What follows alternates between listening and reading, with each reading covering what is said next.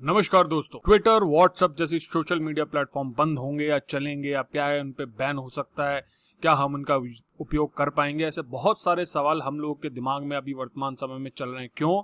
क्योंकि social media platforms और सरकार के बीच और खास तौर पे अभी वर्तमान में आईटी रूल्स के कारण कई तरीके की तनातनी है, जो सुप्रीम कोर्ट, हाई कोर्ट में भी जिनसे संबंधित केसेस चल रहे हैं। तो इसके ऊपर मंत्री हैं रविशंकर प्रसाद जी, उन्होंने क्या रिप्लाई दिया है कि क्या ट्विटर, व्हाट्सएप बैन होंगे इंडिया में? चलिए देखते हैं उन्होंने क्या जवाब दिया है। इससे पहले मैं आपको बता दूं कि मैं यूपीएससी से रिलेटेड यहाँ 2 क्वेश्चन लाऊं, बहुत ही ज्यादा इंपॉर्टेंट क्वेश्चन है। What are the issues being raised against the new IT rules? आप समझिए, आईटी रूल्स का जो क्वेश्चन है बहुत ज्यादा इंपॉर्टेंट है, ये आ भी सकता है और इवन प्रिलिमिनरी एग्जाम में भी इंपॉर्टेंट क्वेश्चन बनता है। साथ ही साथ एक बहुत जनरलाइज क्वेश्चन मैंने दिया है, what is the impact of social media on democracy? आपको इसका डायमेंशन बताना है। इसको हम दोनों क्वेश्चंस को स्लाइड और लेक्चर के एंड में डिस्कस करेंगे। चलिए चलते हैं, रविशंकर प्रसाद जी ने क्या कहा सुनते हैं। रविशंकर प्रसाद जी ने साफ साफ कहा है कि government is not in favour of banning any social media platform. तो पहले तो समझिए कि गवर्नमेंट ने साफ कर दिया कि सोशल मीडिया प्लेटफॉर्म को बैन नहीं करना चाहती, वो सपोर्ट करती है सोशल मीडिया प्लेटफॉर्म्स को। और जब भी इस तरीके की अफवाहें, खबरें आती हैं, तो आप समझिए गवर्नमेंट के स्टैंड को समझने की कोशिश कीजिएगा। क्योंकि उन्होंने एक्सप्लेन किया कि हाफ ऑफ द गवर्नमेंट, मतलब सरकार के आधे से ज्यादा जो लोग हैं वो ट्विटर और ऐसी सोशल मीडिया प्लेटफॉर्म को यूज करते हैं, खासतौर पर प्राइम मिनिस्टर और प्रेसिडेंट जी। तो इसका मतलब स्पष्ट रूप से कि सरकार क्या चाहती है, सरकार खुद उन सोशल मीडिया प्लेटफॉर्म्स को यूज करना चाहती है। साथ ही साथ व्हाट्सएप के संदर्भ में उन्होंने कहा है कि all ordinary users can continue to use it, it is my word. उन्होंने कहा है कि मैं विश्वास दिलाता हूं कि व्हाट्सएप बैन नहीं होगा और व्हाट्सएप को कंटिन्यूसली आप यूज कर सकते हैं। टर्म देखिए, ऑर्डिनरी यूजर, एक इंपॉर्टेंट टर्म उन्होंने जोड़ी। अभी ऑर्डिनरी यूजर की क्या है इशू और इसके साथ क्या कंसर्न रेज है, वो मैं आपको डिस्कस करके बताता हूं। इसके आगे मैं बताता हूं कि मिनिस्टर जी हैं जो हमारे, उनके रिमार्क ऐसे टाइम पे आए हैं जब ट्विटर और गवर्नमेंट के बीच में फेस ऑफ चल रहा है। क्यों चल रहा है? क्योंकि ट्विटर से सोशल मीडिया इंटरमीडियरीज का जो टैग है वो ले लिया गया है। ये सोशल मीडिया इंटरमीडियरीज क्या होता है मैं बताऊंगा आपको, डेफिनेशन समझाऊंगा। अभी आईटी रूल्स में इससे संबंधित क्या परिवर्तन आया ये भी बताऊंगा।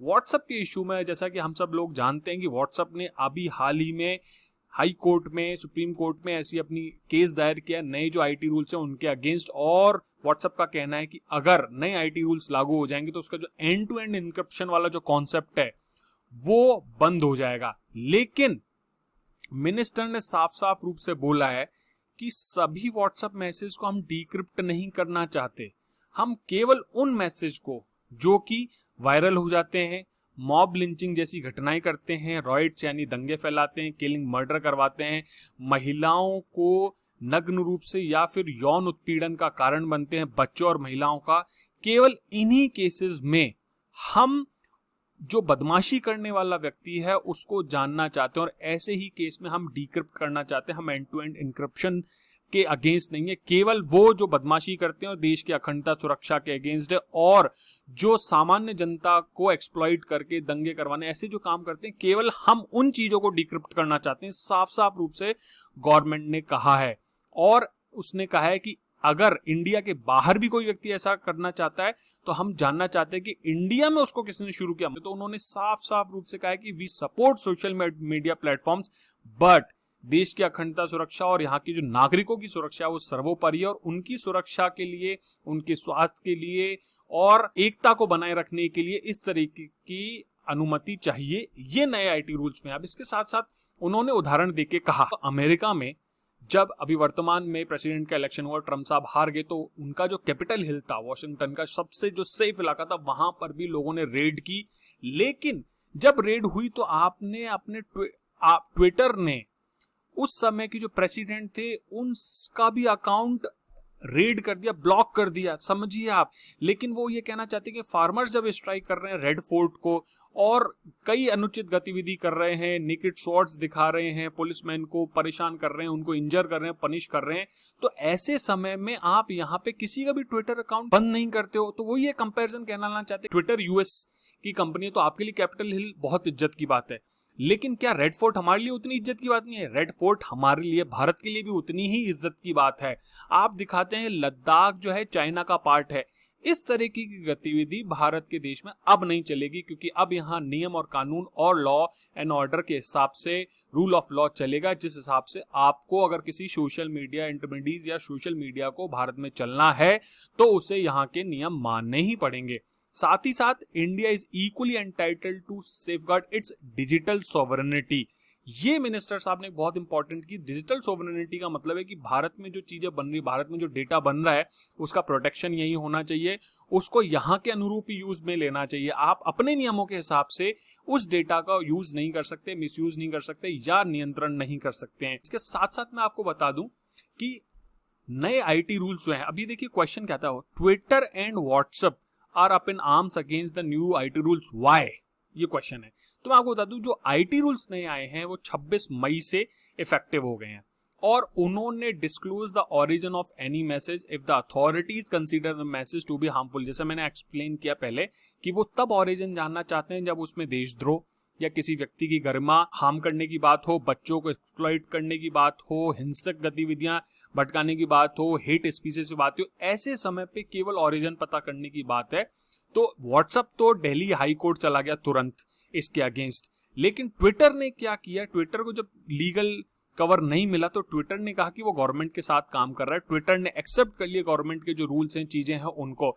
साथ ही साथ मई 21 में ट्विटर के जो एमडी हैं मनीष माहेश्वरी, उनके ऊपर भी मैनिपुलेटेड जो मीडिया फ्लैग वाला इशू आया था उससे इन्वेस्टिगेशन हुई। तो ट्विटर ने यहाँ के आईटी रूल्स एक्सेप्ट कर लिए और ये बहुत अच्छी बात है कि जिस देश में आप गवर्न कर रहे हैं आपको उस देश के नियमों और कानूनों के हिसाब से ही चलना चाहिए। इसके आगे मैं आपसे डिस्कस करूंगा कि दो चीजें हैं, सोशल मीडिया इंटरमीडियरी क्या है। वो सोशल मीडिया जो प्राइमरी रूप से या केवल ऑनलाइन इंटरेक्शन प्रोवाइड करती है, एक प्लेटफॉर्म बनाती है दो लोगों के बीच में बातचीत का, जो उसमें कोई छेड़छाड़ नहीं करती, जो उसमें कोई नियंत्रण नहीं करती, कोई इसमें कंट्रोल नहीं करती, अपनी तरफ से एड ऑन या फिर डिलीट या एडिटिंग नहीं करती, वो सोशल मीडिया इंटरमीडियरी कहलाती। लेकिन ट्विटर के बारे में जैसा कि हम सब लोगों को बात है कि वो इंटरमीडियरी नहीं रहा, क्योंकि वो एडिट करता है, डिलीट करता है, कंट्रोल करता है, अकाउंट को रोक देता है। इसलिए ट्विटर से ये जो टैग था, मैंने पहले भी बताया, ट्विटर से ये जो टैग था ये छीन लिया गया। ये देखिए, escalated as the government withdrew the legal protection that all social media intermediaries in the country enjoy